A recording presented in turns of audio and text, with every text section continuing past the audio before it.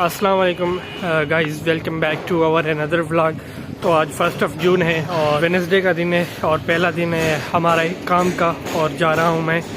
और जो है आज के इस व्लॉग में स्पेशली बात करेंगे यहाँ पर पुर्तगाल में, क्योंकि यार जो लोग पुर्तगाल में नहीं हैं उनको नहीं पता और मेरा कुछ गले का भी मसला है तो थोड़ी आवाज़ इधर उधर हो जाएगी आज, लेकिन कोशिश करता हूँ कि सही से ये व्लॉग बन जाए।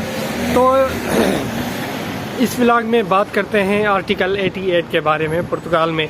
वैसे तो काफ़ी सारे लोगों को पता है जो कि ऑलरेडी पुर्तगाल में, उनको तो पता ही है किस तरह से सारी चीज़ें होती हैं, लेकिन कुछ चीज़ें ऐसी हैं जो कि डिस्कस करना लाजमी है, जो कि हमारे व्यूअर्स बाकी का यूरोपियन कंट्रीज़ में हैं या फिर पाकिस्तान में और पुर्तगाल आना चाहते हैं, उनके लिए ये स्पेशली वीडियो है कि आर्टिकल 88 है क्या असल में और इसके लिए क्या क्या रिक्वायरमेंट्स हैं और ये किस तरह होता है।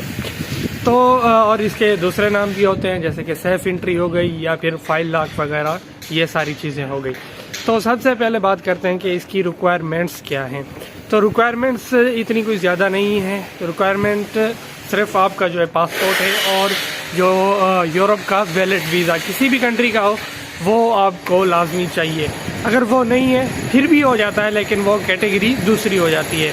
तो जो पहली कैटेगरी है वो ये है कि आपके पास पासपोर्ट है और आपके पास यूरोप का वैलिड वीज़ा है। वो चाहे किसी भी तरह का वैलिड वीज़ा है, चाहे आपके पास वो है विज़िट वीज़ा है, स्टडी वीज़ा है, बिज़नेस वीज़ा है, ये मैटर नहीं करता।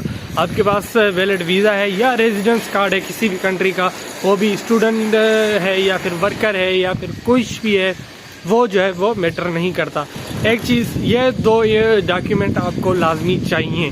उसके बाद आप अप्लाई करेंगे यहाँ पर पुर्तगाल में अपना टैक्स नंबर के लिए, जिसको नेफ नंबर बोलते हैं, NIF नेफ नंबर।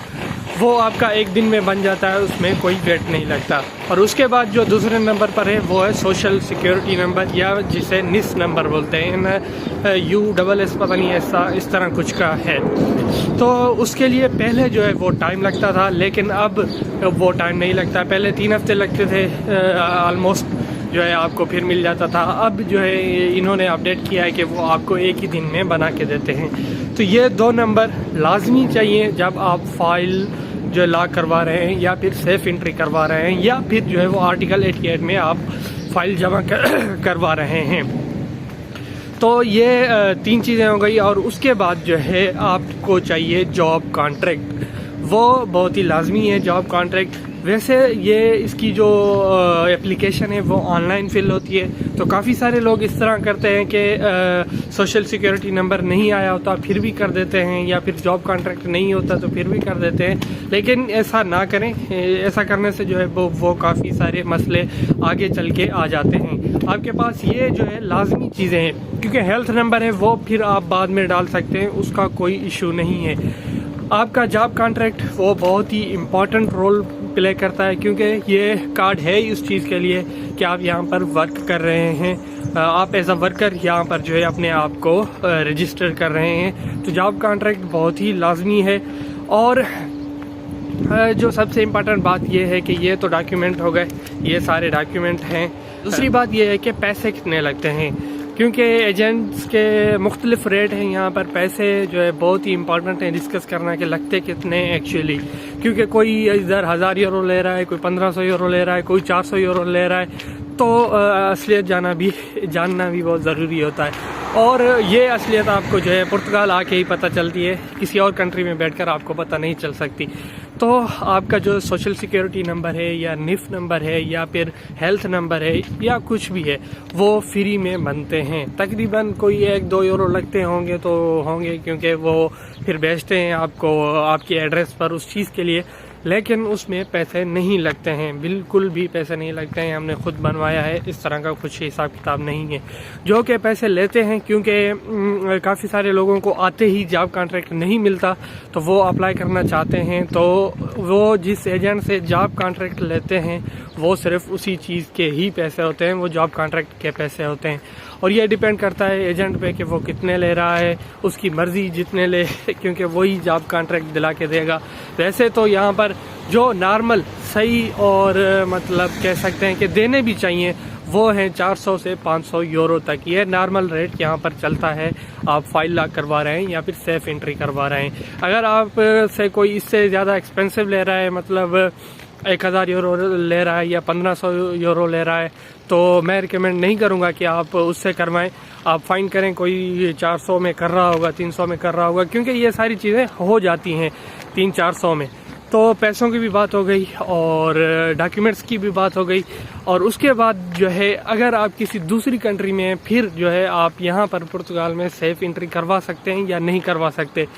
तो सबसे पहले अगर आप नॉन यूरोपियन कंट्री में हैं, फॉर एग्ज़ाम्पल दुबई में हैं या फिर सऊदी अरब में हैं, कुवैत में हैं या फिर पाकिस्तान में हैं, तो फिर आपका एजेंट करवा देते हैं, ऐसा कोई मसला नहीं है। लेकिन मसला ये होता है कि आप जब यहाँ पर पुर्तगाल में कोई भी वीज़ा लेकर आते हैं तो आपके पासपोर्ट पर स्टैंप लग जाता है। तो ये एक तरह से इलीगल चीज़ है। फिर आपको यहाँ पर नया पासपोर्ट बनाना पड़ता है, फिर ये चीज़ है, फिर वो पंगे, फिर ये पंगे। तो रिकमेंडेशन यही है कि ये चीज़ मत करें, क्योंकि आगे जाकर आपको मसला होगा और हो सकता है आपको ना भी मिले। क्योंकि अभी मैंने न्यूज़ सुनी थी कि कुछ लोगों के जो है वो सेफ ने ये एप्लीकेशन है वो कैंसिल कर दिए थे। तो इस वजह से ये चीज़ मत करें। और इस चीज़ में पैसे भी एजेंट बहुत ज़्यादा लेते हैं और जो है आपका एक यकीन वाला काम भी नहीं होता। तो इस चीज़ से अवॉइड करें। और दूसरी कंडीशन ये है कि आप अगर किसी दूसरी यूरोपियन कंट्री में हैं तो उस पर यह होता है कि आप करवा सकते हैं, कोई मसला नहीं है। एजेंट को कॉन्ट्रैक्ट लेके आप जो है कॉन्ट्रैक्ट लगवा के 5 लाख करवा सकते हैं और फिर पुर्तगाल में आ जाएं। यह भी फुली रिकमेंडेड नहीं है, लेकिन आपकी कोई मजबूरी है तो फिर आप इस तरह कर सकते हैं। तो क्योंकि ये स्टैम्प नहीं लगेगा आपका पासपोर्ट पर, उनको पता नहीं चलेगा, तो ये सारी चीज़ें इस तरह हो जाएंगी। आप इजीली यहाँ पर पुर्तगाल में आ जाओगे और किसी को पता भी नहीं चलेगा। यह भी फुली रिकमेंडेड नहीं है, जैसा मैंने पहले कहा है। आपकी कोई मजबूरी है तो फिर कर सकते हैं। और डॉक्यूमेंट्स में मुझसे एक चीज़ मिस हो गई, जो कि बहुत सारे लोग करते भी हैं और सेफ वाले मांगते भी हैं कभी कभी, वो होती है लीगल एंट्री।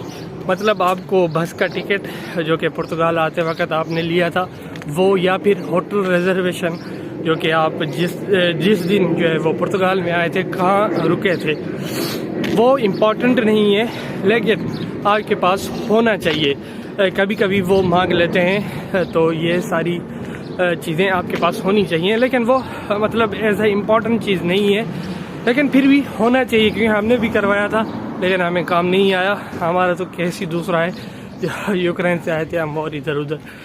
तो ये सारे डिटेल्स हैं आर्टिकल 88 के बारे में। और अगर आप खुद से अप्लाई करना चाहते हैं और आप पुर्तगाल में हैं तो कैनाइन की ऑफिस जो है चले जाएं। CANIM उसका जो है शॉर्ट फॉर्म है, और उसको सेफ की ऑफिस भी कहते हैं। वो खुद ही कर देंगे अगर आपके पास पूरे डॉक्यूमेंट वगैरह हैं। और जो एक और बात है, पुलिस क्लियरेंस सर्टिफिकेट जैसे PC बोलते हैं, वो आपको अप्लाई करने के वक्त नहीं चाहिए। वो आपको जब फिंगर्स की डेट आएगी तभी आप वो जो है दे सकते हैं। कंट्री में आप लास्ट 1 ईयर गुजारा है उसी कंट्री का और आपकी ओरिजिनल कंट्री का वो मांगते हैं। तो आई थिंक ये सारे जो है सर्टिफिकेट और डॉक्यूमेंट हैं जो कि आर्टिकल 88 के लिए बहुत ही ज़रूरी हैं। और इसके अलावा अगर कोई चीज़ मिस हो गई मुझसे तो आप भी बता दीजिएगा। मुझे तो नहीं लगता कि और भी कोई चीज़ें हैं। तो अभी जा रहे हैं काम पे और देखते हैं आज काम कैसा है। तो मिलते हैं काम के बाद।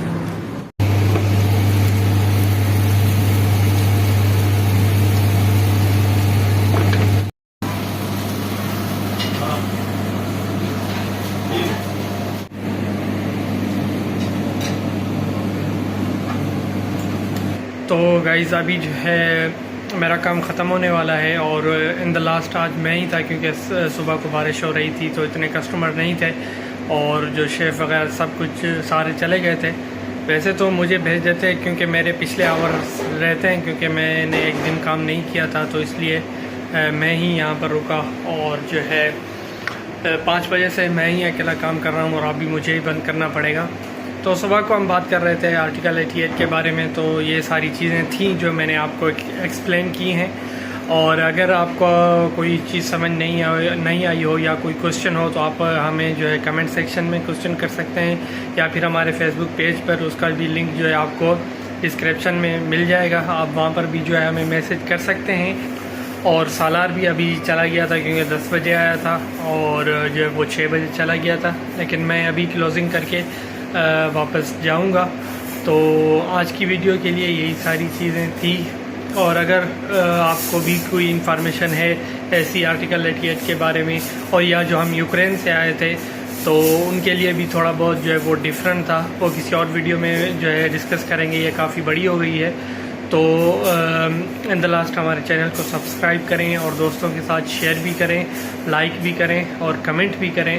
तो चलो मिलते हैं अगली वीडियो में।